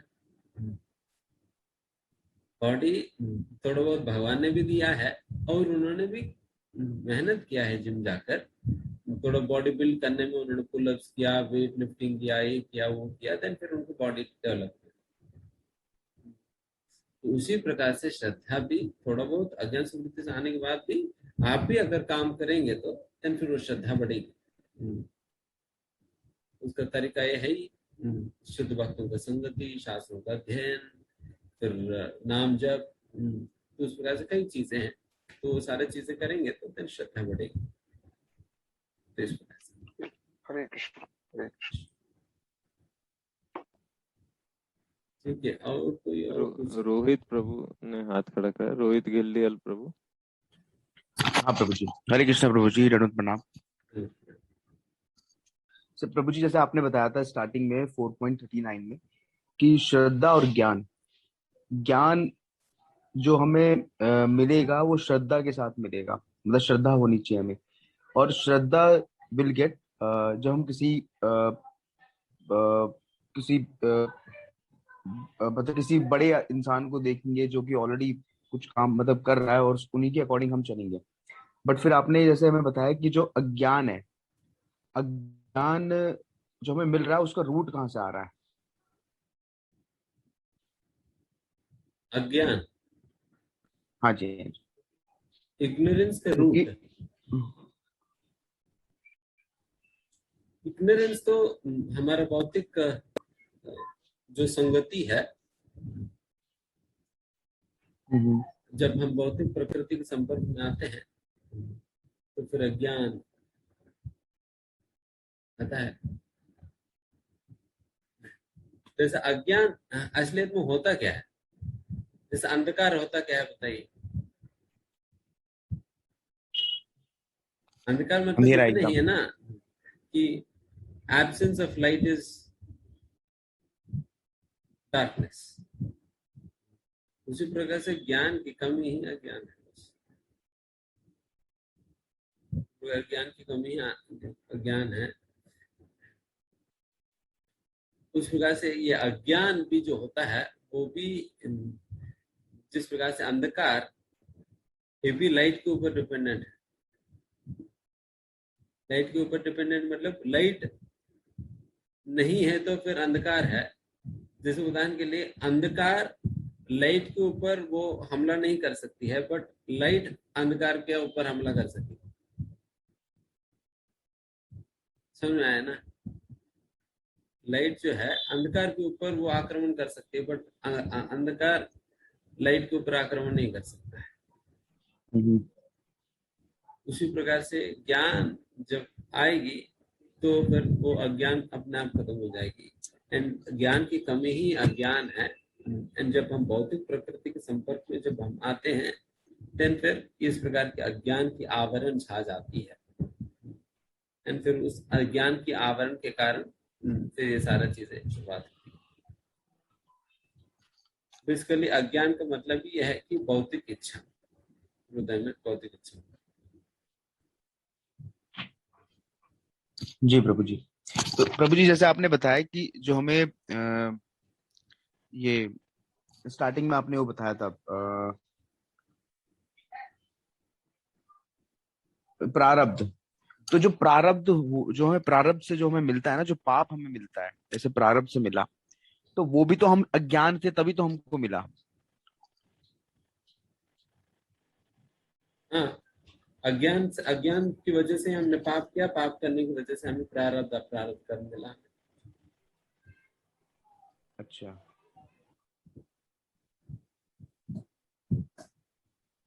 जी प्रभु जी। प्रशांत प्रभु। हरे कृष्णा प्रभु जी, धन्यवाद प्रणाम। प्रभु हमने इसमें एक श्लोक में शब्द आया था न सुख संशयात्मना, मतलब संशयात्मा व्यक्ति को सुख की प्राप्ति नहीं होती। परंतु हम लोग देखते हैं कि जैसे एक पापी व्यक्ति है वो उसको सुख की प्राप्ति हो जाती है। यदि हम किसी पापी व्यक्ति के बारे में जैसे अगर विचार करते हैं तो वह कितना भी उसको जीवन में लोग निंदित करते हैं या फिर अगले जीवन में उसको कोई भी दुर्गति प्राप्त हो जाती है उसके प्रारब्ध की वजह से, परंतु फिर भी वह कुछ समय के लिए इंद्रिय तृप्ति का तो सुख प्राप्त करता ही है। तो परंतु यहाँ पे भगवान तो ये कह रहे हैं कि संशयात्मा व्यक्ति को इंद्रिय तृप्ति का भी वो क्षणिक सुख प्राप्त नहीं हो सकता। उसको कैसे समझे? देखिए,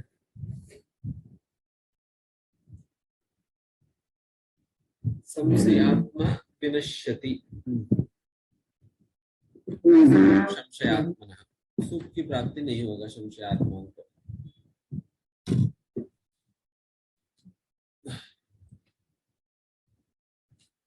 इसके विषय में हम इस प्रकार से समझ सकते हैं।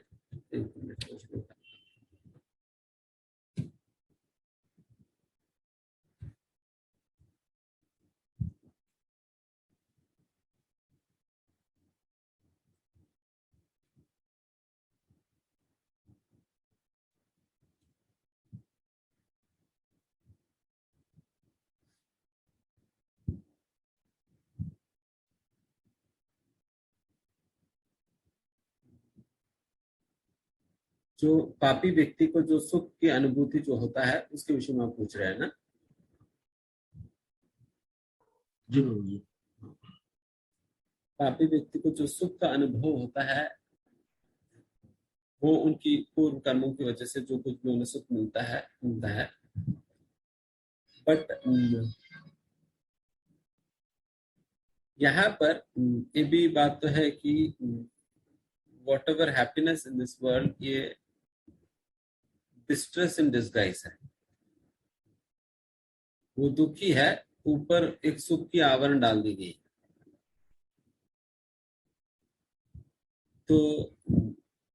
तो इंद्रिय तृप्ति जो भी कर रहे हैं, तो उसकी वजह से उनको आगे जाकर दुख ही मिलने वाला है। एक प्रकार से, इस प्रकार से भी समझा जा सकता है इसको।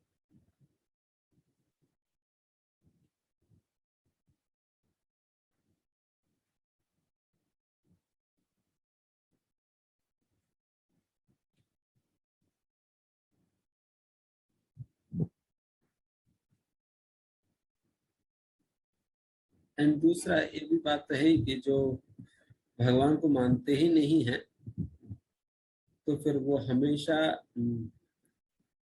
किसी भौतिक दुनिया का ही कार्यों में लगे ही रह जाता है, मटेरियल परसूट्स में ही रह जाता है। तो उनकी सारा वो जीवन भर मेहनती करते रहते हैं, गधे की तरह मेहनती करते रहते हैं। तो वो मेहनत के विषय में भी एक प्रकार से समझ सकते हैं। तो मतलब इस प्रकार से थोड़ा प्रभुपाद जैसे लिख रहे हैं, men without faith in God and his revealed word find no good in this world nor in the next. For them there is no happiness whatsoever. One should therefore follow the principles of revealed scriptures with faith. तो इस प्रकार से थोड़ा बहुत समझ सकते हैं। अभी तो मुझे यही समझ में आ रहा है, फिर भी और कुछ अंडरस्टैंड में अगले हफ्ते में बता सकता हूँ detail. Thank you. Hare Krishna प्रभु जी। प्रभु जी मेरा एक और प्रश्न था जो रह गया था।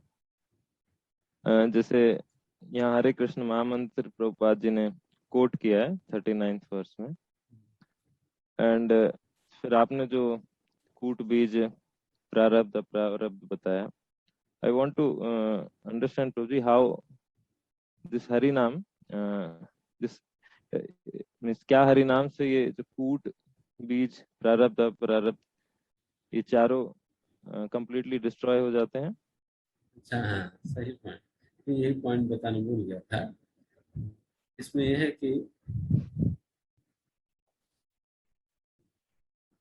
जब आप भक्ति और बाकी अन्य योग पद्धतियों में डिफरेंस ये है, बाकी अन्य पद्धतियों में अप्रारब्ध कर्म नाश हो जाता है, अप्रारब्ध कर्म नाश हो जाता है। बट भक्ति की विशेषता ये है, इसमें अप्रारब्ध कूट बीज ये तीनों ही खत्म होता है। अप्रारब्ध कूट बीज तीनों खत्म होता है, बट प्रारब्ध एक चीज रह जाता है। प्रारब्ध एक चीज रह जाता है, बट बाकी सारी चीजें खत्म हो जाएंगी भक्ति करने से।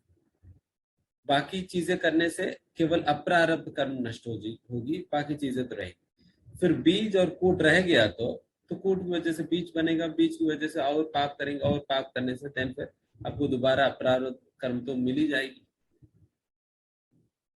तो ये तो मिलता रहेगा, तो इस प्रकार चलता ही रहेगा। बट भक्ति करने के फायदे ये है कि हमें कूट बीज जो कि इस प्रकार की प्रारब्ध अप्रारब्ध कर्मों को जो बनाती रहती है वही खत्म हो जाता है, बट प्रारब्ध कर्म रह जाता है। प्रारब्ध कर्म को खत्म नहीं किया जा सकता है, क्योंकि प्रारब्ध कर्म मतलब वो चीजें जो कि हमें ऑलरेडी मिल चुकी है ना। इसका मतलब हमारा शरीर भी तो प्रारब्ध कर्म है। अगर प्रारब्ध कर्म को खत्म करने का मतलब हमारे शरीर को भी खत्म कर देना होगा, हमारे शरीर को भी खत्म कर देना। फिर शरीर ही तो साधन है अपना भक्ति करने का, तो फिर शरीर को खत्म कैसे कर सकते? तो इसलिए प्रारब्ध कर्म को रहने देते हैं। ये समझ में आया ना? थैंक यू प्रभु। ठीक है, फिर हम अगले हफ्ते मिलते हैं। हरे कृष्णा। हरे कृष्णा। सभी भक्तों को बहुत बहुत धन्यवाद and thank you so much Prabhu ji. Today we are completed with our 4th chapter, Transcendental Knowledge, Divya Gyan, and with your blessings and taking blessings of Srila Prabhupada, we will try to revise the chapter at our homes and जल्दी फिर इस अध्याय का एक test भी सभी के लिए ऐसा प्रिपेयर किया जाएगा भक्तों द्वारा। So thank you very much प्रभु जी।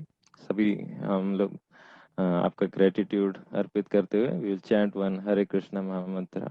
हरे कृष्ण कृष्ण कृष्ण हरे हरे, हरे राम राम राम राम हरे हरे। श्री वेदांत चैतन्य प्रभु जी की जय, श्रील प्रभुपाद की जय, भगवत गीता यथारूप की जय, अनंत कोटि वैष्णव वृंद की जय, निताय गौर प्रेमानंद। हरि हरि बोल।